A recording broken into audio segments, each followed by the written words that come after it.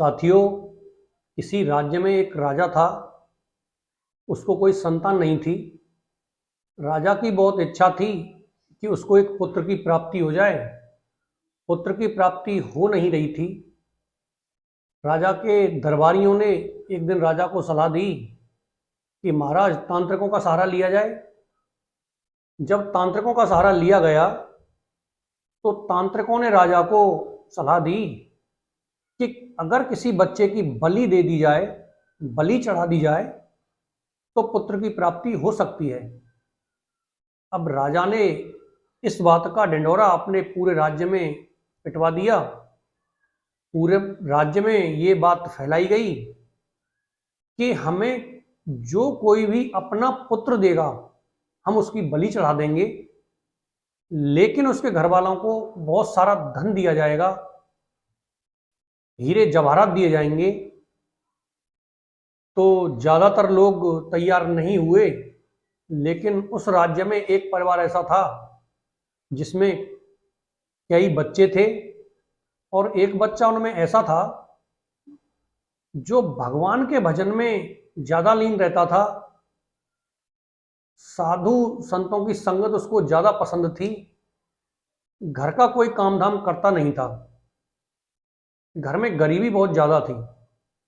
तो घर वालों ने सोचा कि ये हमारे तो किसी काम का है नहीं, ना ही ये घर में कभी कोई काम करता है, ना ही घर में ये ज्यादा टाइम रुकता है। क्यों ना इसको हम राजा को दे दें, हमारी गरीबी भी मिट जाएगी और राजा को पुत्र की प्राप्ति हो जाएगी। घर वालों ने उस बच्चे को राजा को दे दिया।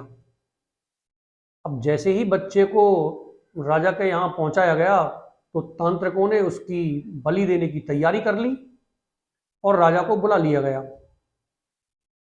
होता क्या है साथियों, कि जैसे ही बच्चे की बलि देने की पूरी तैयारी हो गई तो उसे पूछा गया कि भाई, तेरे जीवन का ये अंतिम दिन है, अंतिम समय है, अब हम तुम्हारी बलि दे देंगे। अगर तुम्हारी कोई इच्छा हो तो उसे बताओ, पूरा कर लीजिए। तो बच्चे ने कहा कि मेरे पास रेत मंगा दिया जाए। तो बच्चे के पास रेत मंगाया गया।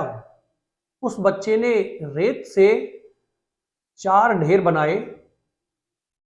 4 ढेर बनाने के बाद पहले ढेर को मिटा दिया, फिर उसने उसी तरीके से दूसरे ढेर को मिटा दिया, तीसरे ढेर को भी मिटा दिया, और चौथे ढेर के पास हाथ जोड़कर बैठ गया।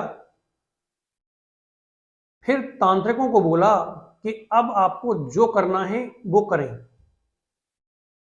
अब बच्चे की इस एक्टिविटी को देखकर तांत्रिक बड़े घबरा गए, सोच में पड़ गए कि ये ऐसा कैसा बच्चा है जो 3 ढेरों को मिटा दिया, चौथे ढेर के पास बैठा है और अब कह रहा है कि जो आपको करना है वो करें। तांत्रिक बड़े हक्के बक्के रह गए।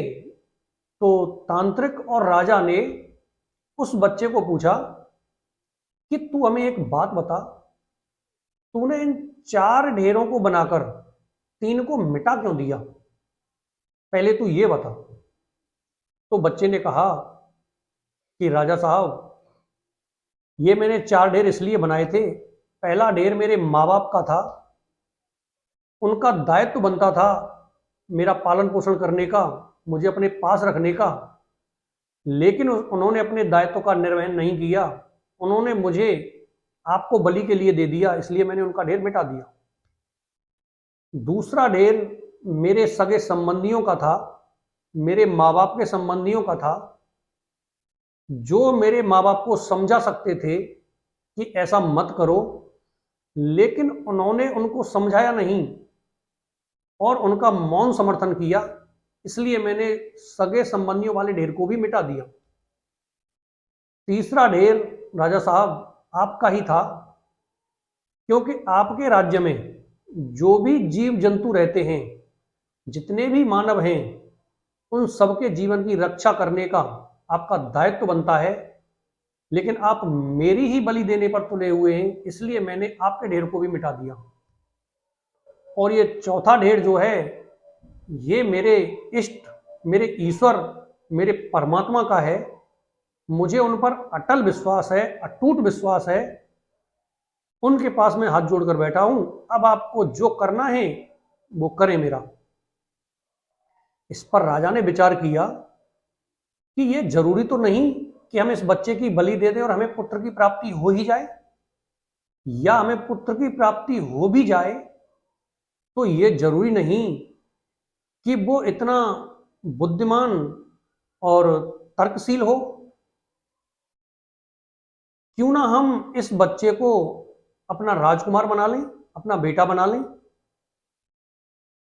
तो राजा ने अपने मंत्रियों से मंत्रणा की और उस बच्चे को अपना बेटा बना लिया, राजकुमार घोषित कर दिया और अपना उत्तराधिकारी घोषित कर दिया।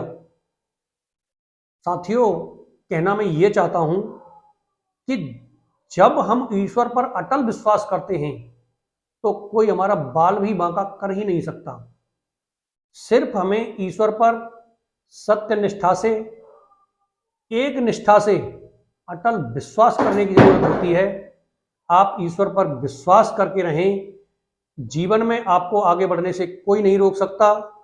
वीडियो को लाइक करें, वीडियो को शेयर करें, चैनल को सब्सक्राइब करें, इंस्टाग्राम पर हमें फॉलो करें। धन्यवाद।